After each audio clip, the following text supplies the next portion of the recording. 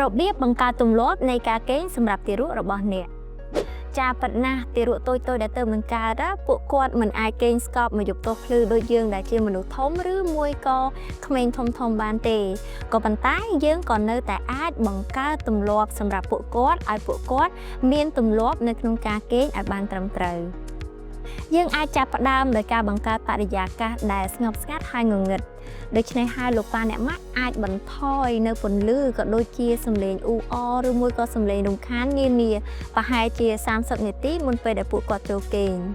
លើសពីនេះទៅទៀតលោកប៉ាអ្នកម៉ាក់អាចបង្កើតនៅទម្លាប់ជាប្រចាំមុនពេលចូលគេងដែលជួយសម្រួលដល់ការគេងរបស់ពួកគាត់ឧទាហរណ៍ដូចជាយើងអាចងូតជាមួយនឹងទឹកក្តៅអ៊ុនៗឲ្យពួកគាត់ម៉ាស្សាថ្នមឲ្យពួកគាត់ក៏ដូចជាច្រៀងបំពេអីអញ្ចឹងទៅការដែលបង្កើតទម្លាប់អស់ទាំងនេះអាចផ្ដល់ភាពកក់ក្ដៅដល់ពួកគាត់ថែមទៀតផង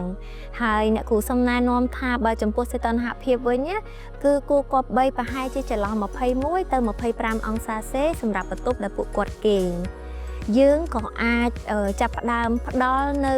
គេហៅថាទម្លាប់នៅក្នុងការរៀនគេងដោយខ្លួនឯងអញ្ចឹងប្រសិនបើពួកគាត់ភ្ញាក់នៅពេលដែលយើងសង្កេតឃើញថាអូអត់តន់អស់ងុយទេនៅងុយគេអញ្ចឹងកុំព្យាយាម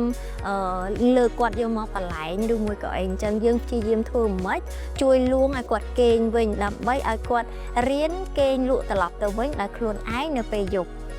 ចាស់ហើយលោកប៉ាអ្នកម៉ាក់ក៏អាចសង្កេតមើលនៅសញ្ញានៃការងងុយគេងរបស់ពួកគាត់នៅក្នុងអំឡុងមួយថ្ងៃឬ2ថ្ងៃដំបូងដែលពួកគាត់ទៅនឹងកើតទើបយើងអាចស្វែងយល់អំពីចង្វាក់នៃក្នុងការគេងពីធម្មជាតិរបស់ពួកគាត់ការធ្វើបែបនេះអាចធ្វើឲ្យយើងព្យាករទុកដឹងមុនហើយក៏ងាយស្រួលនៅក្នុងការបង្កើតទម្លាប់ឲ្យពួកគាត់បានគេងលក់ស្រួលផងដែរអញ្ចឹងភាពអត់ធ្មត់ក៏ដូចជាគេហៅថាភាពជាក់លាក់ដែលយើងបង្កើត